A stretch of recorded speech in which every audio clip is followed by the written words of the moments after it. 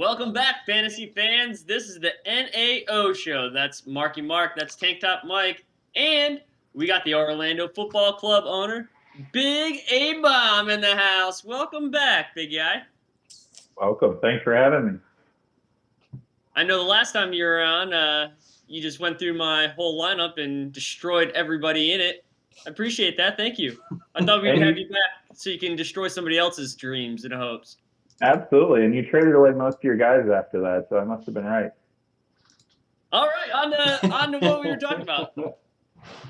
Well, A-Bomb, thanks for being on the show. We're going to talk a little bit about our trip to Dallas land, Jerry World, as they say. It was a pretty good trip. What do you guys all think?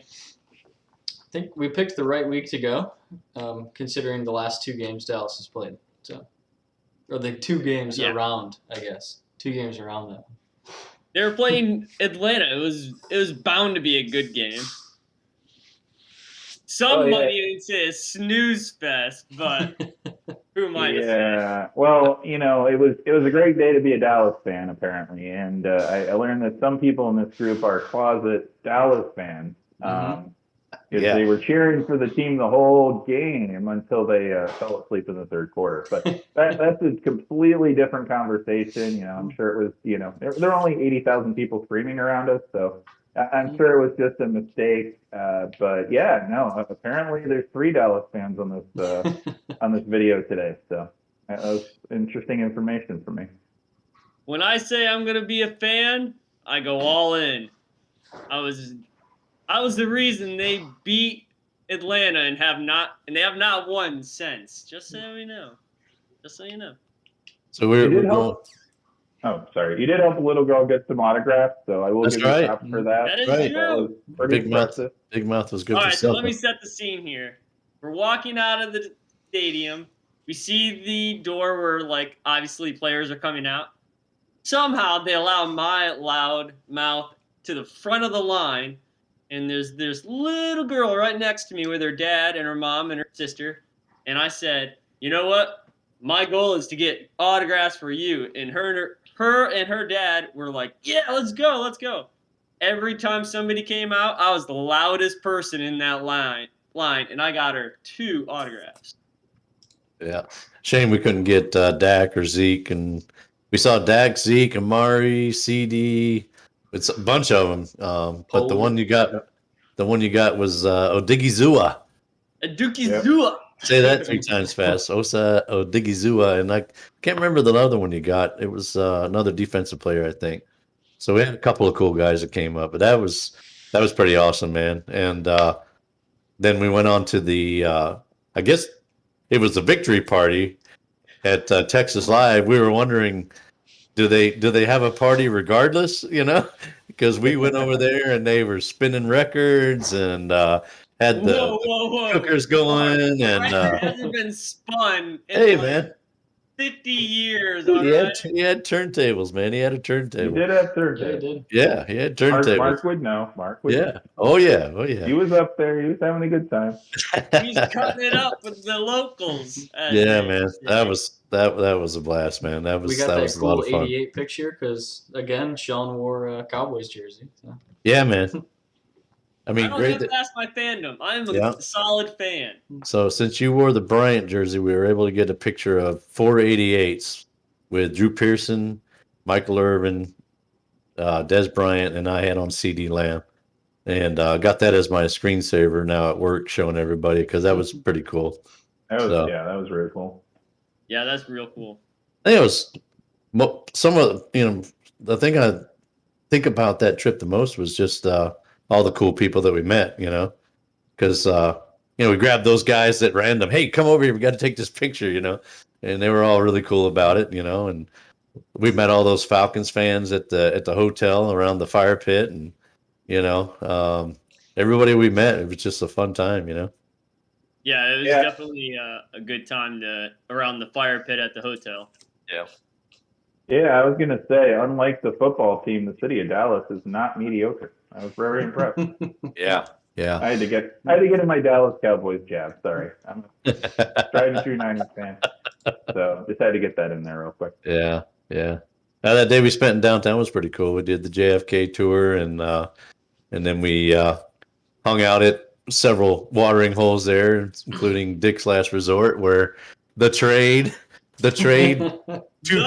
trade. The infamous trade. Speaking of the trade, that was funny we as got hell, man. 18 points left this week. Yeah. I'm over there talking to the bartendress and the dude from these are like old Cowboys fans, so we're having a good old conversation, and you guys make that trade, and I'm like, all right, that's it. You guys owe me beers for the rest of the day. I'm gonna take so much shit over this, man. So I was like, bring me a beer. They're buying. Right. And then you guys saw the picture from that, so that was fun, man. That was Yeah, fun. next year we're all going to San Francisco. We're gonna go see what happens in San Fran. What's up with them? So they may or may not win a game. Who knows? May or may not win a game. Okay, I'll keep that in mind. Keep that in mind. Well, if you want me to be a fan, don't pick a time when they're playing Tampa, because Tampa's gonna spank that ass. Well, history proves that to be wrong. Actually, I'm pretty sure the last time the Niners Why you played gotta bring up the some Bucks. bullshit? I'm just bringing up the most recent. All right, Michael, Niners let's destroyed go. them. I'll change the subject, huh? Well, just to wrap that up, it was a fun trip, and we were thinking about the time that Ian went up there and visited guys in Tennessee. We've got an agreement to go to our favorite teams over the next 3 years. And we started thinking about maybe getting together for a draft party, like a live draft party, try to get all of us together. So it's kind of cool when a part of the group gets together and has some fun. It'd be nice to get the whole group together. So that's something we'll be talking about and trying to get to work out. Maybe not this year, since the first round is Silly or FNG and Goofy. That's about it. Yeah, I told you we'd put FNG at the head of the table, give him a crown to wear, and we'll just let the king have it do his bidding, right? He just has a giant mug, and every time he goes like this with the mug, he has to make a pick. Yeah, we'll see what we can do though. It'd be great to get the whole group together though. As much fun as we have on chat, it'd be cool to get together live. So, all right, let's move on to our regularly scheduled programming already in progress. So let's go over the scores for the week here. Going to start here with the Pooh Crew 185, Goofy Jace 132. So I hate to say this, but Jonathan Taylor and Justin Herbert scored more points than the entire rosters of the Underdogs and Swamp Dick. Man, when you know things are going well for you when you just need two guys to get it done. Somebody start us off on this one. I didn't know Jonathan Taylor was going off until Avon came in our group chat and said, "What is Jonathan Taylor doing?" And I looked over and he already had 40 points. I was like, "What in the heck? Who are they playing? They must be playing like Jackson, right?" No, they're playing Buffalo, which I can feel the hate from Avon right now. Buffalo? 51, almost 52 points on Buffalo? What are you doing? Yeah, I agree. I mean, it was doubly painful for me. I mean, I honestly like Jonathan Taylor as a player, and I was really kind of frustrated that I missed out on him in the rookie draft because I was picking second. He went first. I mean, so kudos to him. I mean, he's putting together a hell of a year, and there's really not much bad you can say about that. But, it came at the expense of my Buffalo Bills defense, which scored a whopping -4 points. And really, I mean, probably lost me the game this week. All I can hope for is that this loss is going to be that breaking point for Buffalo where they actually decide to put together some good games in the future. and especially this week, I'm really going to need the points from them. Really hoping this is that breaking point where they realize, okay, hey, we got to do things a little differently. But yeah, 5 touchdowns in a game. I mean, that's obviously poor defense, but an amazing talent at running back. And unfortunately, Ian has him now, but that was a hell of a game. Pretty quietly in all this though. Somebody that Goofy traded for and only sent a 5th and a 4th is the number 1 overall scoring player in fantasy, Jalen Hurts. Yeah. Very quiet. I looked at that today, Tank Top Mike, and I thought it was wrong. Yeah. I refreshed my page like 3 times to see if it was like messed up or something, or if I had it like only for the week. No. Yeah, I heard it after the games, or I guess it would have been early this morning. I heard that Jalen Hurts, number 1 quarterback, number 1 overall. Yeah, and honestly, the reason for that, a lot of the same reason I drafted Josh Allen in our original draft is because I knew he could score a lot of rushing touchdowns in addition to throwing decently well and getting passing touchdowns. That means a lot in our league, and at least one quarterback's doing it this year.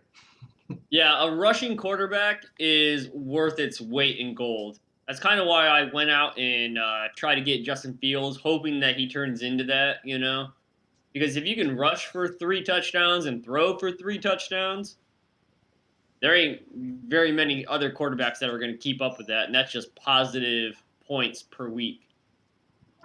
Yeah, just the bonus points for rushing in general, even if they don't score the touchdowns. Of course, if they do, they get a 6-pointer, But if they don't, then 6-8 points extra is nice on top of what else you can do there.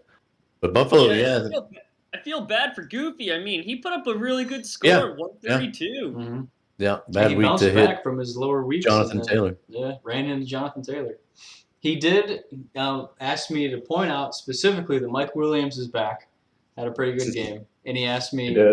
He asked my analysis on what went wrong. Since Mike Williams is back, why didn't he win? I told him the answer is Jonathan Taylor, unfortunately. Yeah, I think that's the basic answer. Yeah. Circle A and move on to the next question.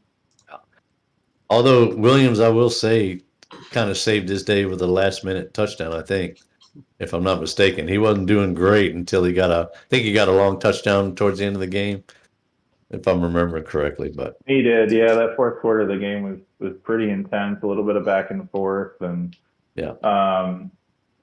But he also Goofy also got Gronk back. I knew that was beginning of the year, the Falcons were unstoppable in scoring. And, he had some pretty strong players from the Bucs.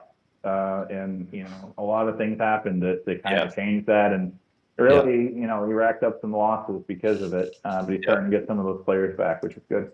Yeah, he hasn't had the best luck this year, that's for sure. All right, let's move on to the next score. We've got Tank Top Mike, 148. The Underdogs, 82. So the Underdogs saved their stinker for you, Tank Top Mike, after dropping 141 on me the week before. I guess I caught him on the wrong week. You got him on the right week, but seems like you probably would have taken care of business anyway. I think the only thing to talk about in this matchup is the great quarterback duel we had. It was incredible. It was an incredible piece of quarterbacking. Forget Austin Eckler. Absolutely trash. 4 touchdowns. Let's talk about some quarterbacks.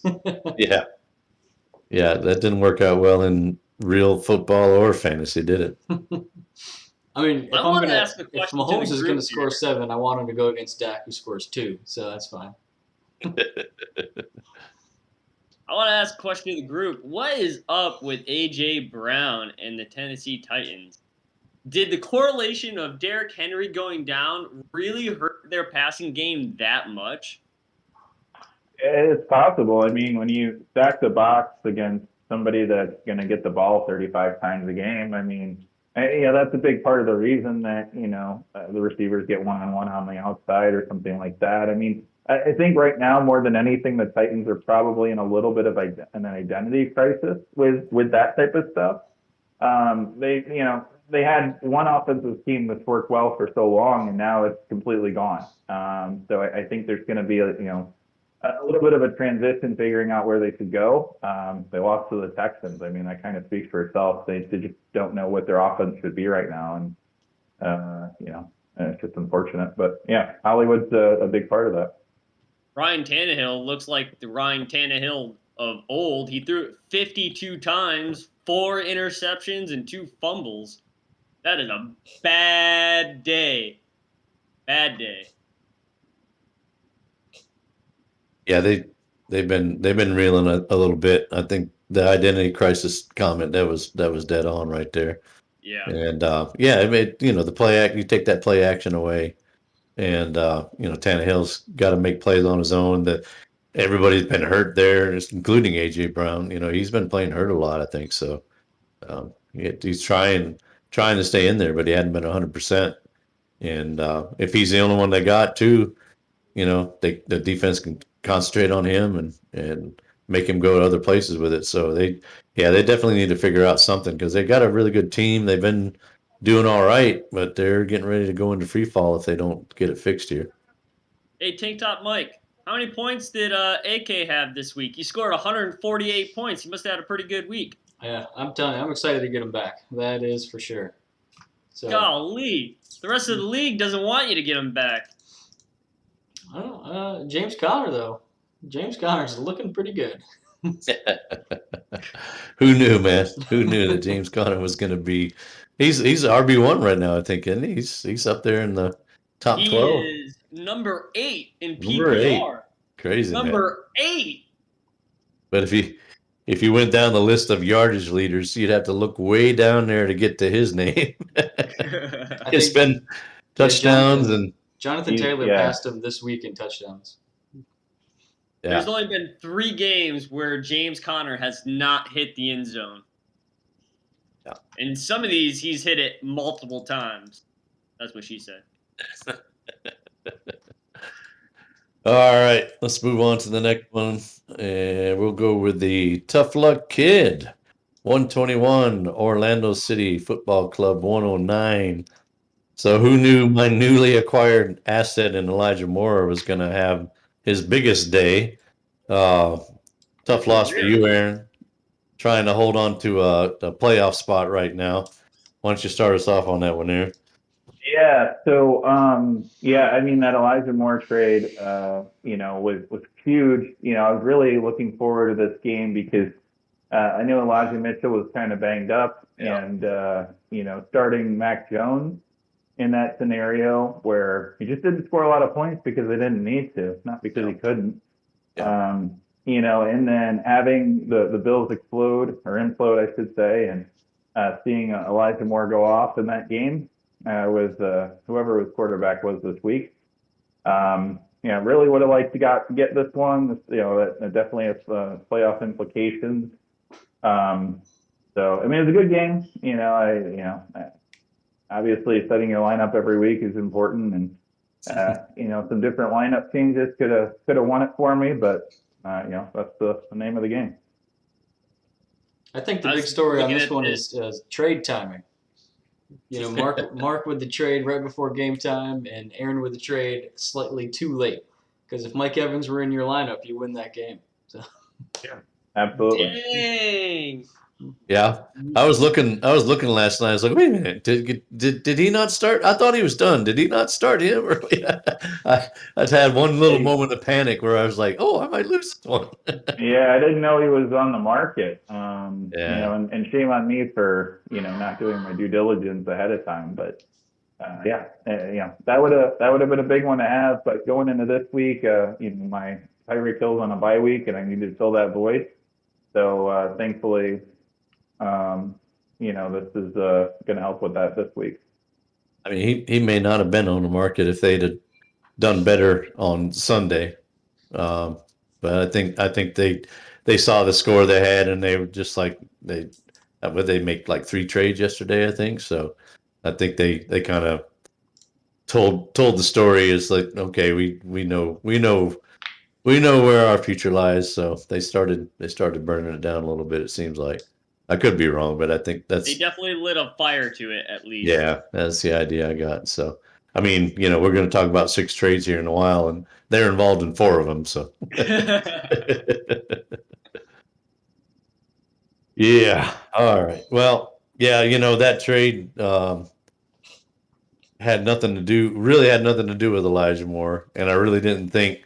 I thought that FNG was getting the better of it by getting Godwin, and because Elijah Moore had freaking Joe Flacco start, so I surely didn't expect that, but yeah. He's won a Super Bowl. Yeah. He has. Even a blind squirrel, as they say. So, all right, let's move on to our next score here. We've got SillyDilly 111, FNG 89. So the powerhouse is 1 win away from that magic number 8 that we talked about as his storybook season continues. Stop. What? You What? call SillyDilly a powerhouse? Yeah. No. Why do you think I made all these show. trades, I put will this not team allow together? it. Not because of Ian, because of Silly. 7-4, bitches. Bullshit. I still say awfully quiet last week, Silly, to come into chat this week and talk shit over a rebuild team that you beat.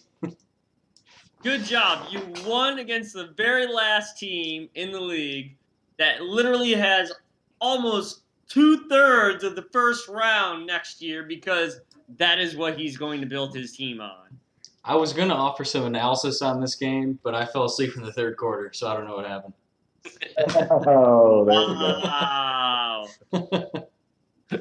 Okay. What was your comment, Mark, before I rudely interrupted? No, I didn't have a comment. I'm listening to you guys. So Golly. I think A-Bomb had a little something, though.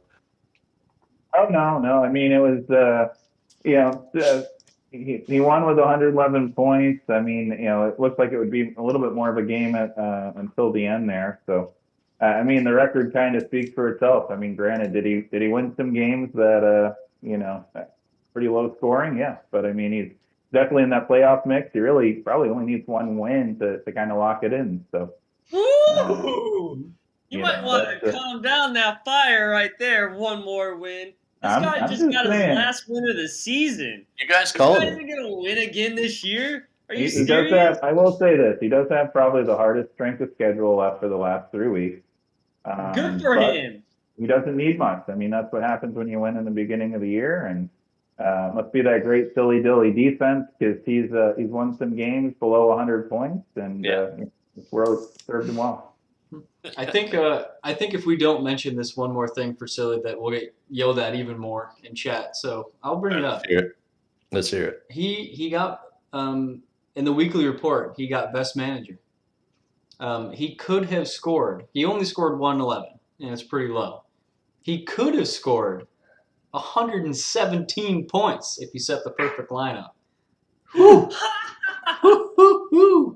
That's 2 over his earlier average. Yeah, I think he's a little below that 115 now, but yeah, he was 115, so 117. Wow.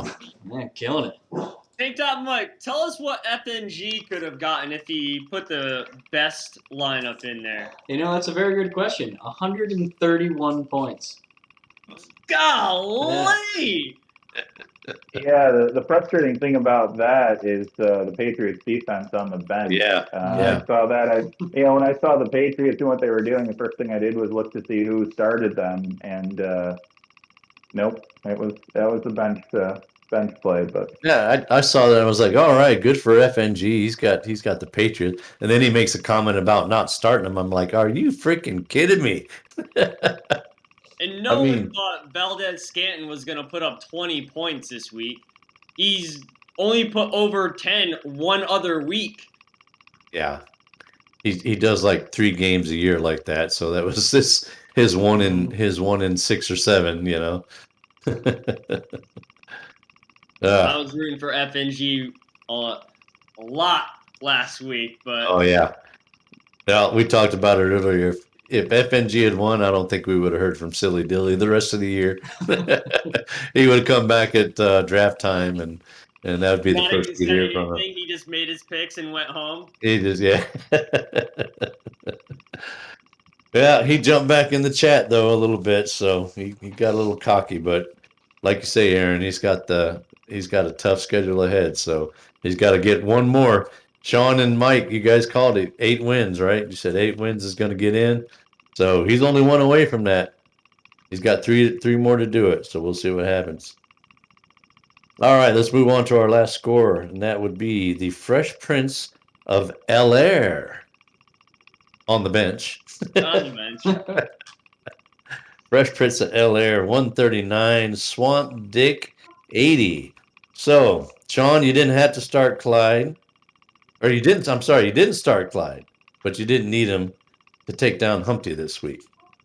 Yeah, I didn't think you'd come out right off the bat and be Clyde Edwards-Helaire. You know, I thought they were gonna have him on a pitch count, so I rolled the dice, as they say, which it didn't really much matter anyways. I love that I scored 138 points and Joe Burrow only got me 9.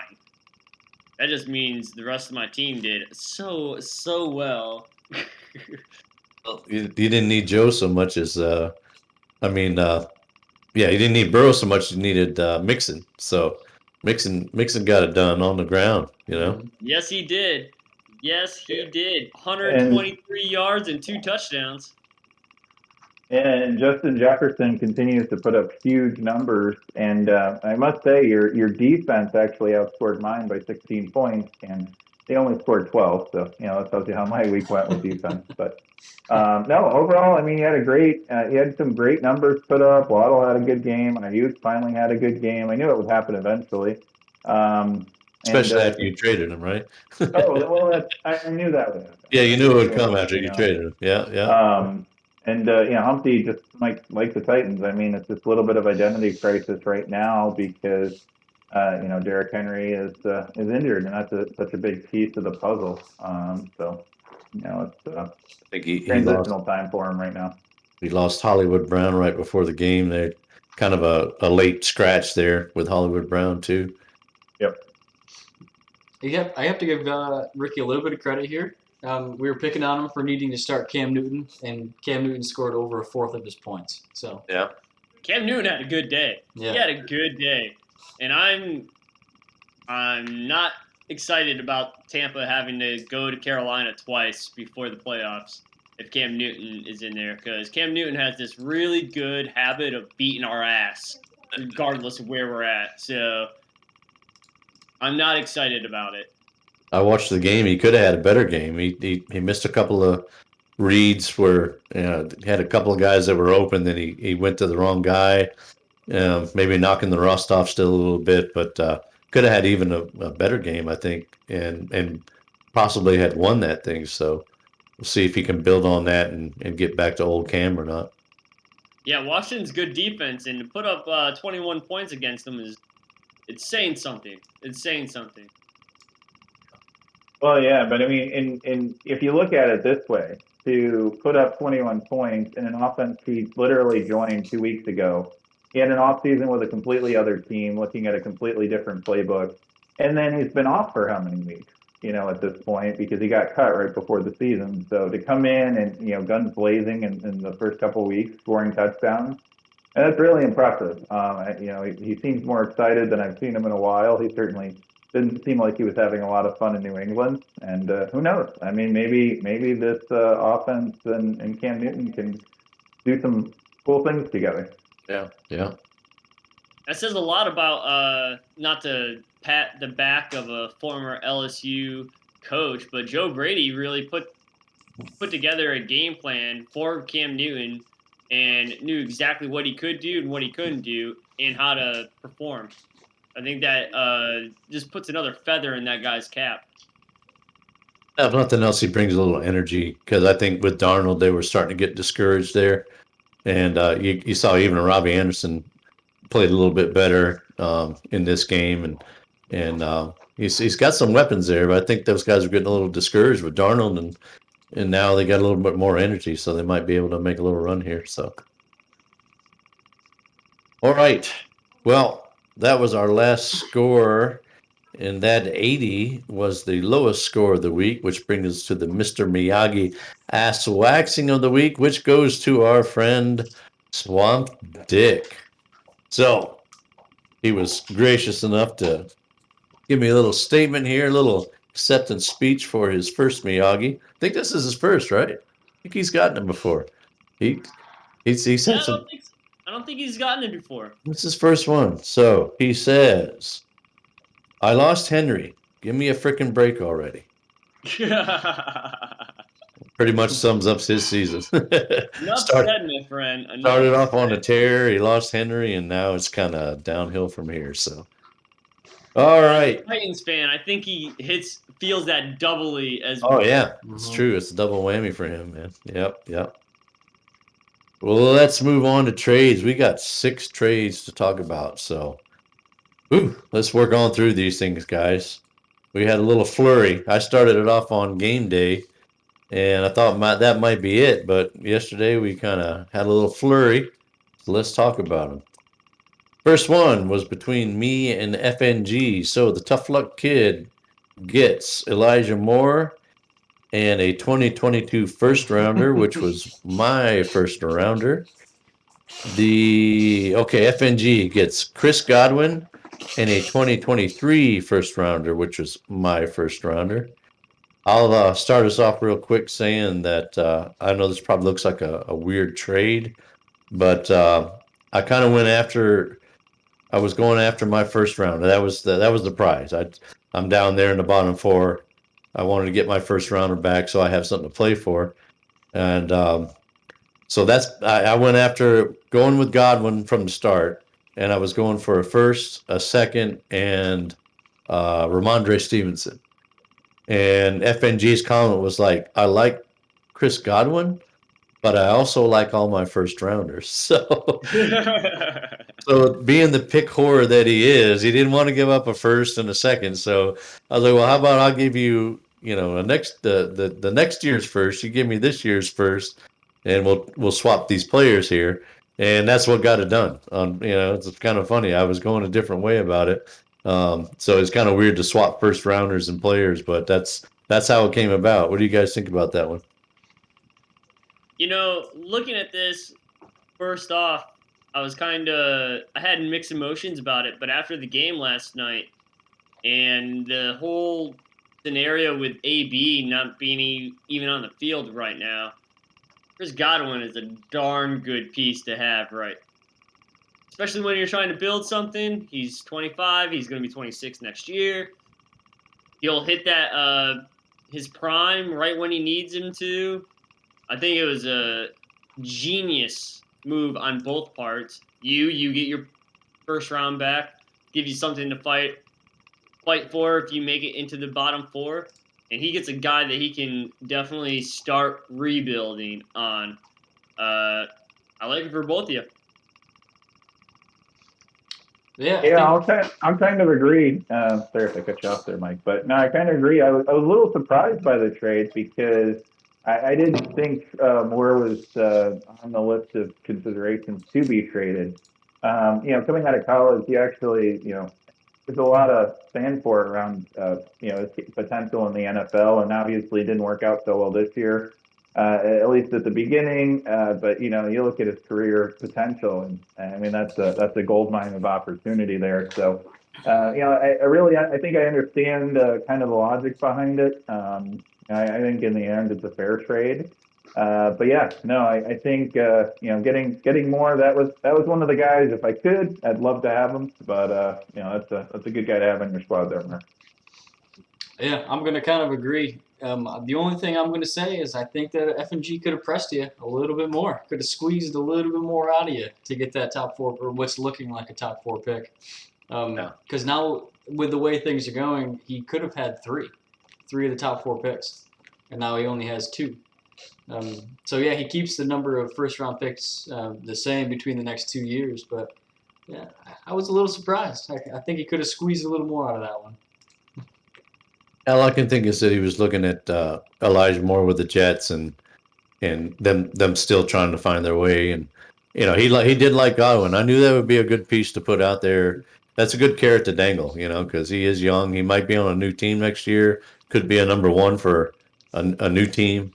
If he stays where he is, he's as a rebuilding team for F&G, still makes sense. I think, Elijah Moore in the future, who kind of knows a little bit. Godwin is for sure, he's a good alpha wide receiver one. So, that part makes sense to me still. But Yeah, I wasn't crazy about giving up Godwin, but I knew I had to come with somebody good to get my first rounder back, and is it and I'm Godwin happy or with Goodwin? Moore. It's Goodwin, right? Yeah. Chris Goodwin. Goodwin, yeah, Goodwin. Those guys are freaking imbeciles, man. That's why you watch ESPN too and just watch some Mannings. At least they know what the names of the people are. Yeah.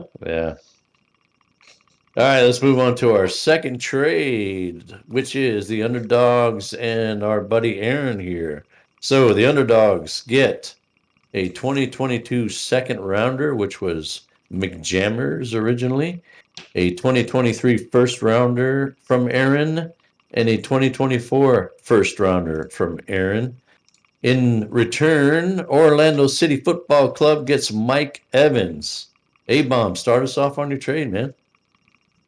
Yeah, so this is an interesting setup. I mean, I know I gave up a lot to get him, but also looking at it's really situational playoffs. I'm in a position where I can make it into the playoffs, but I also know that in order to be successful in the playoffs this year, I didn't have enough points because I've had so many injuries, and obviously Mike's team, Ian's team are probably the two that stand out that have been consistently the highest points per game. I knew I needed to find some points on for my flex and kind of shore that up a little bit. Cooks has underperformed. Shore up the flex. Sure up the flex. TM. Yeah. But obviously Cooks has underperformed, and some of my other flex guys are a little inconsistent. I mean, he's coming in. I think they'll have a heck of a run to the end of the season after those 2 losses that they've had recently. And I knew this is a starter I could have for a while. My take is eventually, through trades, I'm sure I'll be able to get some picks back. The good news is it didn't really affect me in the short term, so I still have 2 second rounders for next year. And I figure I could figure out the rest from there. But definitely paid a premium to get a top whiteout talent, and definitely recognize that as well. So that's kind of where it came from. The first thing I thought of when I saw this trade and really looked at it was, holy shit, I did that for Stephon Diggs. That's almost identical to the Diggs trade. So I looked, and it was for Mike Evans and Stephon Diggs. They the DBs have hauled in 4 firsts, 2 seconds, and Jacoby Myers. So I don't know what they traded for. I didn't look that up because I don't care quite that much. But yeah, right. But that's what they got for those 2 guys. So not too bad on their side either. So. Yeah, I think Mike Evans was a sure up the flex. Yeah.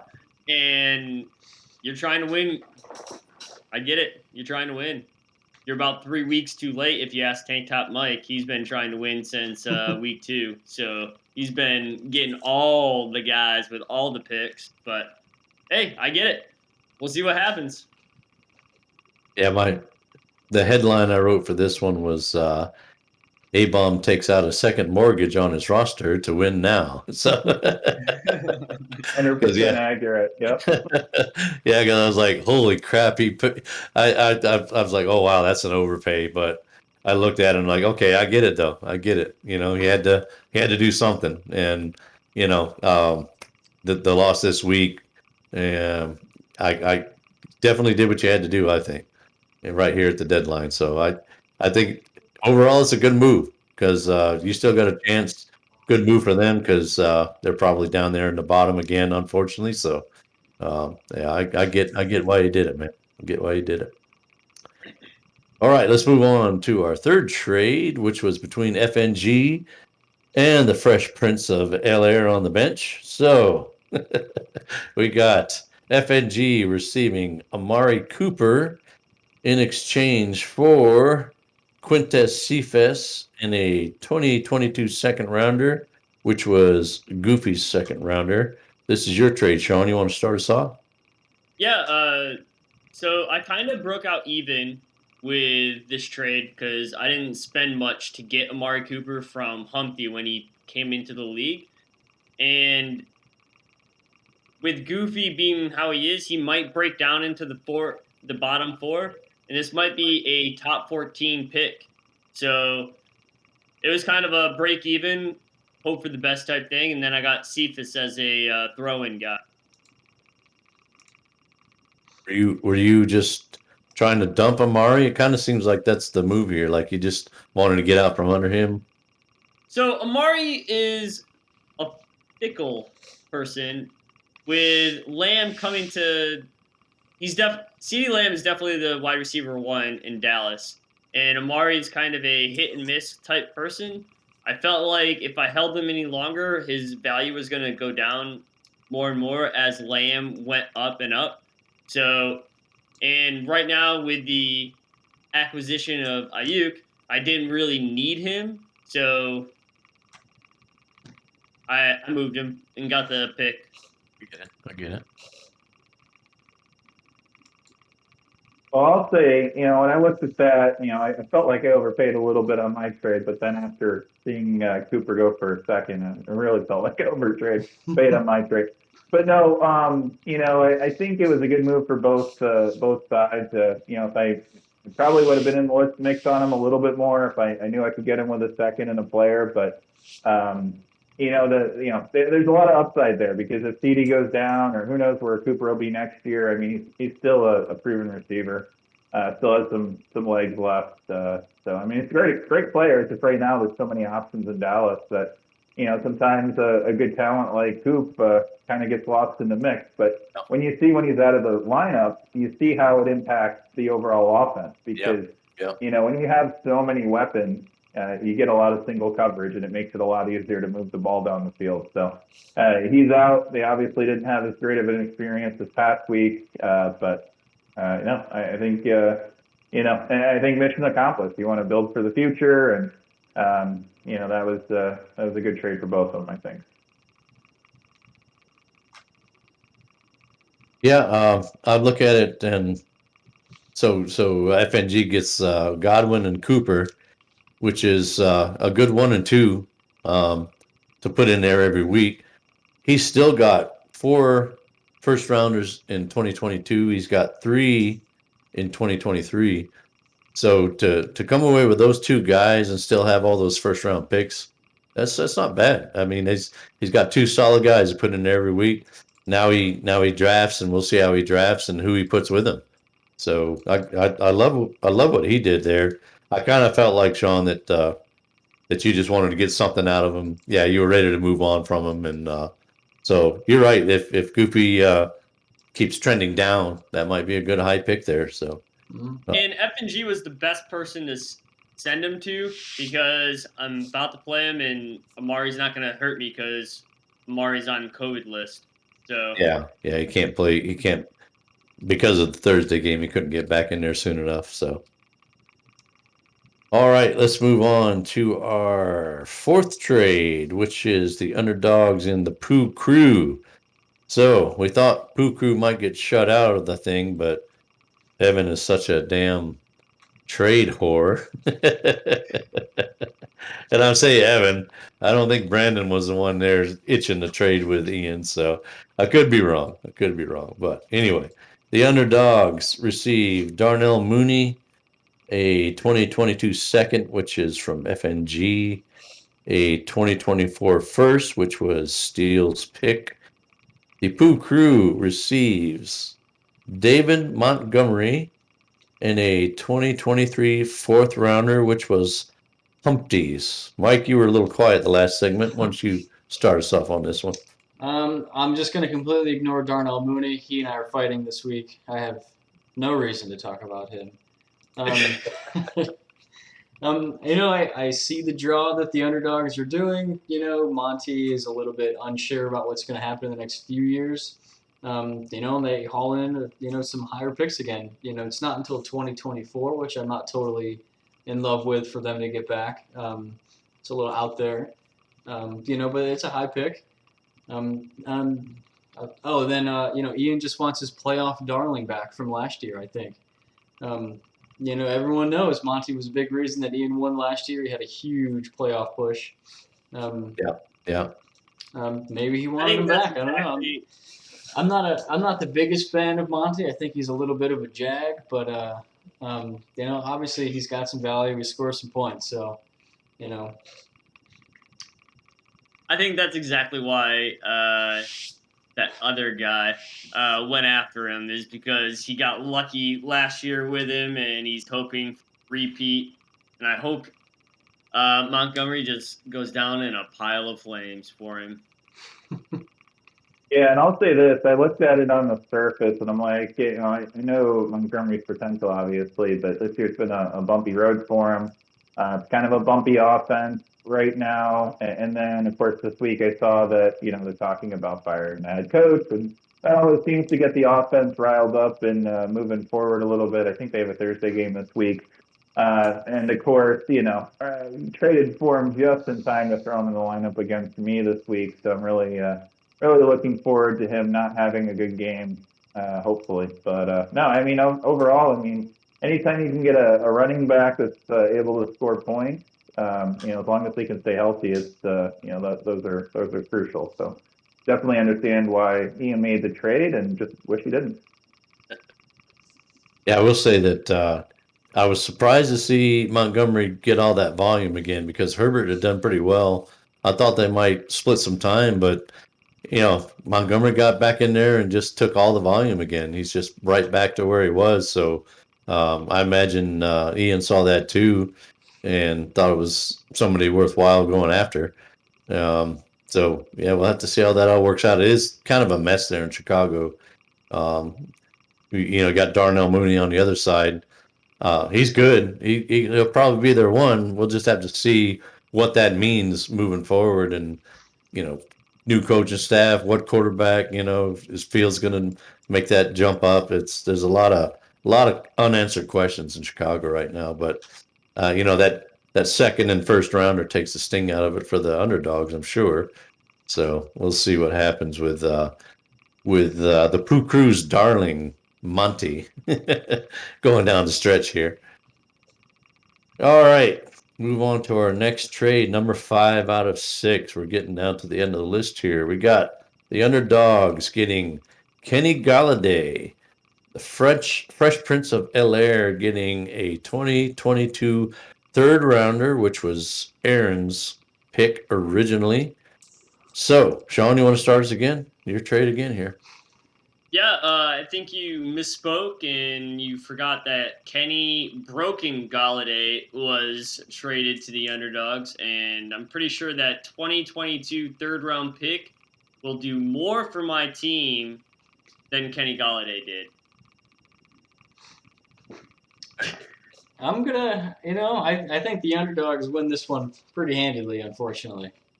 I think there's absolutely no risk for them sending, a third for Galladay, who has, still some pretty high upside.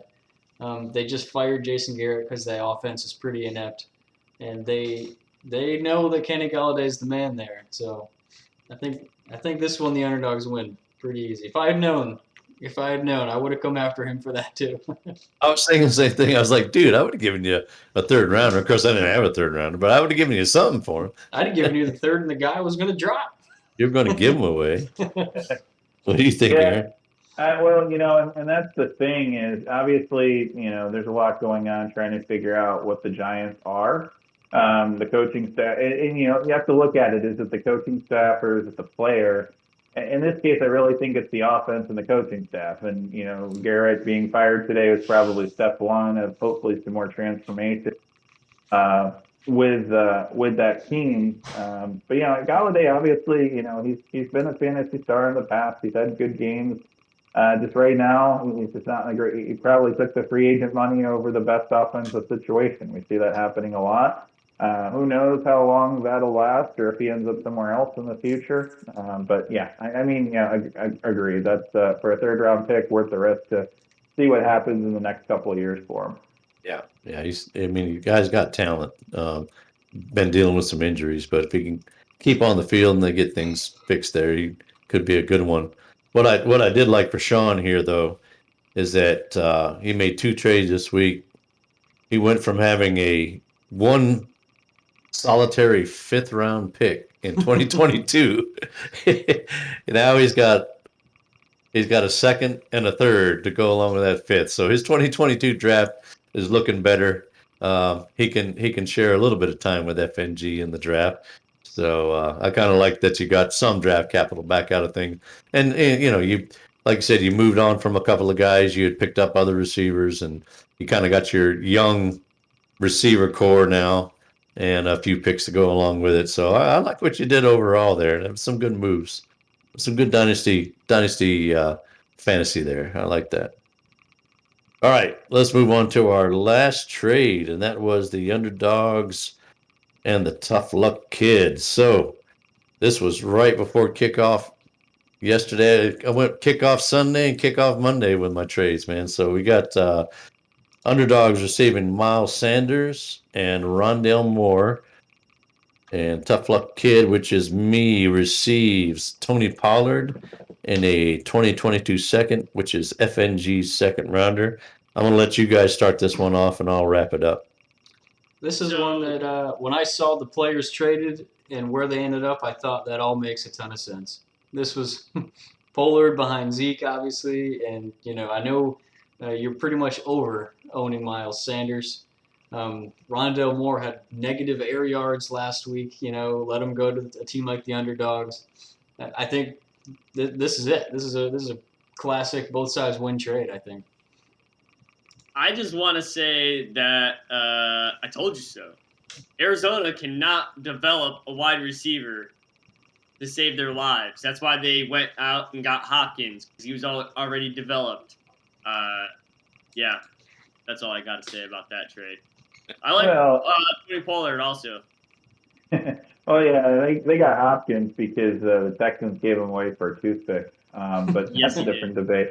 No, I like it. Obviously, having Pollard and Zeke, much like my Hunt and Chubb. I mean, where would I be if I didn't have? Well, really, the Browns' entire depth chart at this point. I've started Dearness Johnson a couple weeks with 20-point games. It just in this type of situation, Zeke, kind of got hurt a little bit yesterday or on Sunday, and it makes sense to have the depth for it.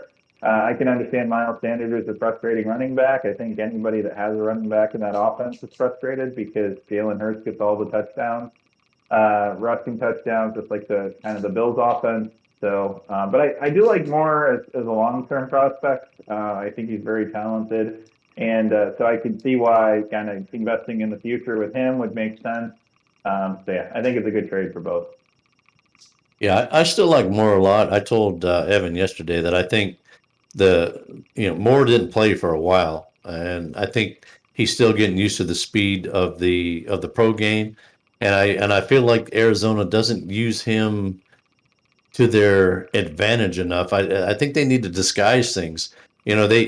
If he's playing, say, 25% of the snaps, so every time he comes out there, they're looking to do some gadget play to him, right? So if Rondale Moore gets on the field more and say he's playing 70-80% of the snaps, then you don't know when he's getting the ball and when he's not.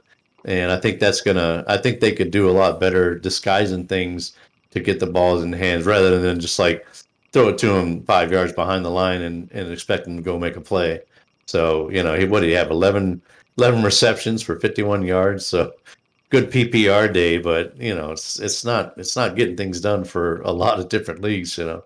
So I still believe in him, but it doesn't look like it's going to happen this year.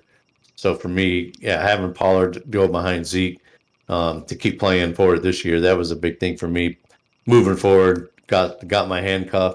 That second rounder is going to be. It looks like it's going to be at least a 14, like you said, Sean. It looks like it could be a pick 14 or better even. So we kind of hung up on that for a little bit, but I kind of insisted on that.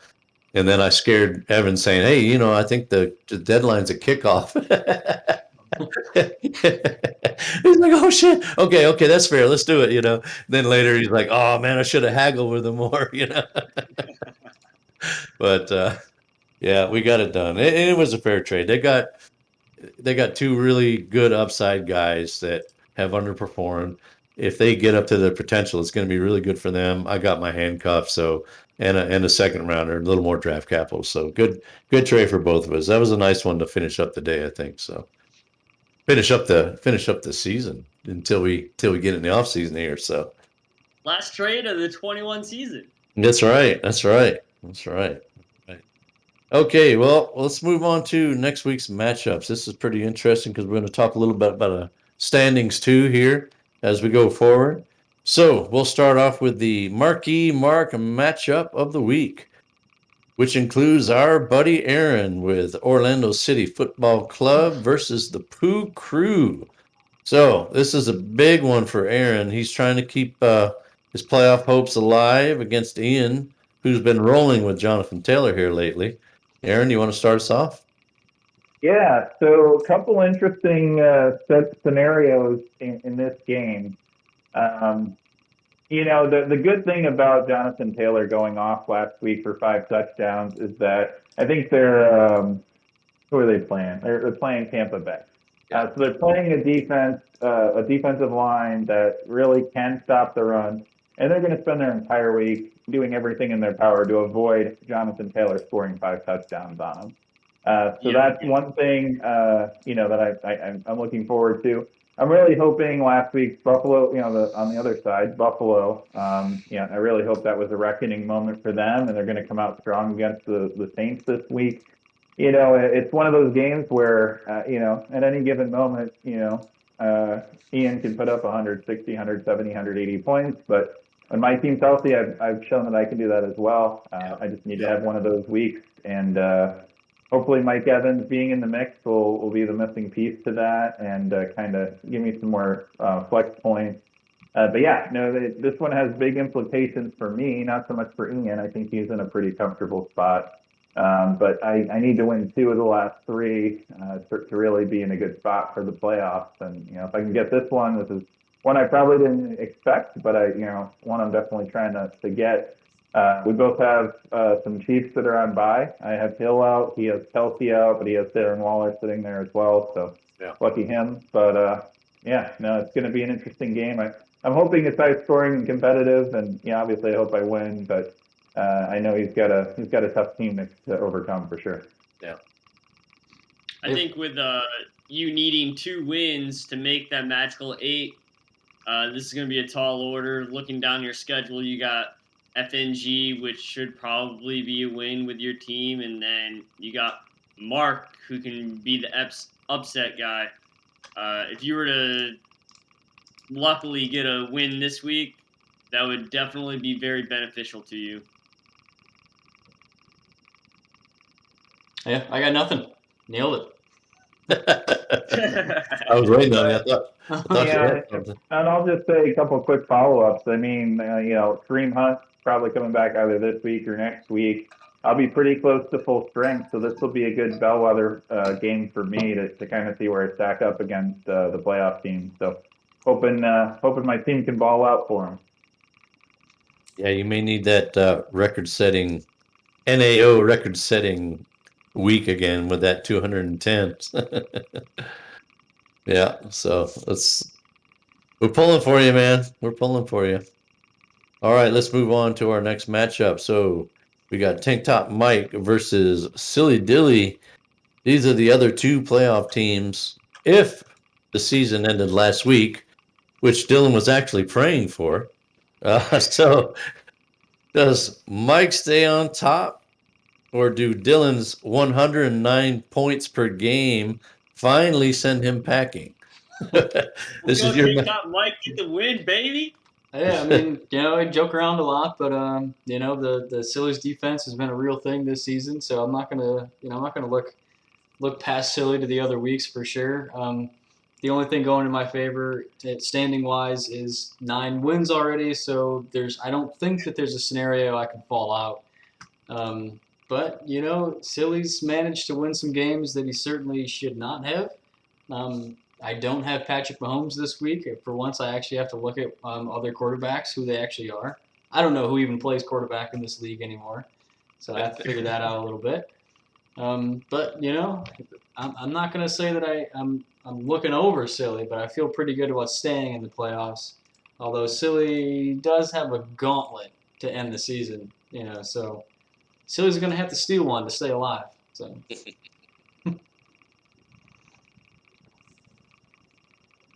Yeah, it's interesting here. The top 4 teams play each other this week, so it's really big for the standings. You know, if Silly steals one from you, then could be looking at the Poo Crew and at number one. We don't want that. Nobody wants that. You know, so you look at Aaron. He's scrapping to stay up there, and it's pretty interesting that the top 4 are playing each other. Those games mean a lot this week, so this is really interesting for the week ahead. And I'll say this. I mean, Philly has, obviously has a healthy amount of, Patriots players that are starting, and between Hunter Henry and Damian Harris, they're playing Tennessee. I mean, we don't know what that's going to look like anymore. Yeah, That could be a pretty wild card game. They could have some good points. Brady, I mean, he's going against Indy. Who knows what that's going to look like? Is he going to have to score 40 points to keep up? Let's hope not. But it's a game. We'll see what happens. All right, let's move on to our third matchup of the week. We have the Fresh Prince of El Air going up against FNG. So, yeah, things could work out some kind of way, and Sean could find himself in the race here. So, I don't want to jinx you, Sean, but I don't want to jinx. I don't want to jinx I've always you. been in the race. Oh, okay, all right. You've always been in a race. I don't want to jinx you, but it's a good time to come up against FNG. What do you think? I couldn't agree more. I think I need Tank Top Mike to go in there and stomp a freaking mud hole in SillyDilly's backside, and I don't know what the heck's gonna happen between that other guy in the football club over here. So hopefully, I'm standing there and I'm like, "Hey, look at me! I'm in third place. I'm in third place." Hopefully, that's gonna be what I'm gonna be singing next week on the show. Yeah. Yeah, I mean, looking at that matchup, obviously the new guys, he's got a lot of picks for a reason. He's had some tough games, but he does have those receivers now that he can kind of plug into the mix. He does have some buys, and I'm just looking down his roster. I see out. Not sure if Lamar Jackson's going to be back or not, but that'll be an interesting play. If Sean happens to win that game, that'll kind of upend a lot with the playoffs.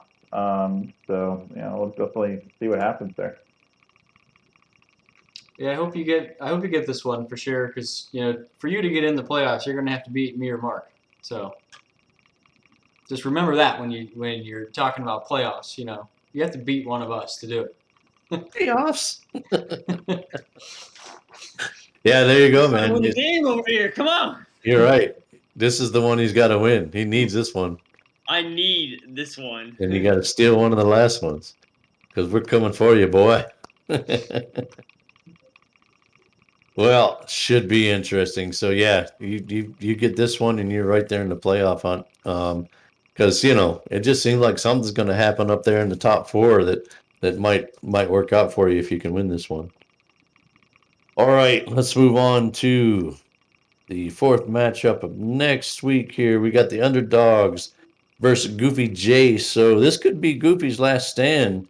He's on the outside looking in the playoff picture. So kind of odd for Goofy. He was up there all year last year. Now he's kind of he's been up and down, and 7th place, man. Is he 7th or is he 6th? Anyway, he's definitely outside looking in. Yeah, 6th place. He's 6th right now. 6th place. But yeah, this one's going to be tough. The underdogs are 9th right now, but they are no easy team for sure. They've made some trades. We just talked about, they lost Monty, they traded away Evans, but they still have a pretty solid team. Christian McCaffrey obviously can any week go off for who knows how many points. It looks like CD is going to play on Thanksgiving, so that's trending up for them too. Still kind of iffy, I suppose, but trending up. But Goofy doesn't have it easy after that either, because he gets me the week after that, and then he finishes with FNG. So he needs to win out all 3 of these games to even have a chance. It's going to come down to points for him. And he actually has a pretty good points for because he started the season pretty strong. Yeah. Yeah, I mean, he's got a tough final 3 games here. It doesn't start very easy with the DBs. Yeah, the only thing that's going for Goofy is that the underdogs kind of saw the writing on the wall and lit a fire to their house, as they say, and then this game could literally go either way. I wouldn't be surprised if DBs won. I wouldn't be surprised if Goofy won. It's going to be one of those games that's going to come down to one of the one players that had a big monstrous game. So Yeah. I mean, looking at it overall, I agree. I mean, with McCaffrey, I mean, if you look at it, the DBs have a pretty good roster. I mean, Dak, CD, McCaffrey, Najee Harris. I mean, if they could all go off at the same time, I mean, that's a pretty strong week. Like you mentioned, Goofy has to win out to have a shot. If he loses this one, it's probably going to knock him out of the contention for this year. But I mean, he kind of started off, in a tough spot with the Dobbins injury before the season even started. He's been competitive every week. I've had a couple close games against him. It's just, it's tough when you have starting running backs that aren't producing because they're tough to replace, and I can appreciate that. But yeah, no, Jalen Hurts has been kind of a surprise. They're going against the Giants. Who knows what that game will be like? Yeah, that should be an interesting game. Yeah, he lost Ridley too there, unfortunately. So he had great luck last year. He's had some tough luck this year. So maybe I'll let him buy that name, Tough Luck Kid. He's been right there with me, I think. So he did get Gronk back. Maybe Gronk will get back on the touchdown.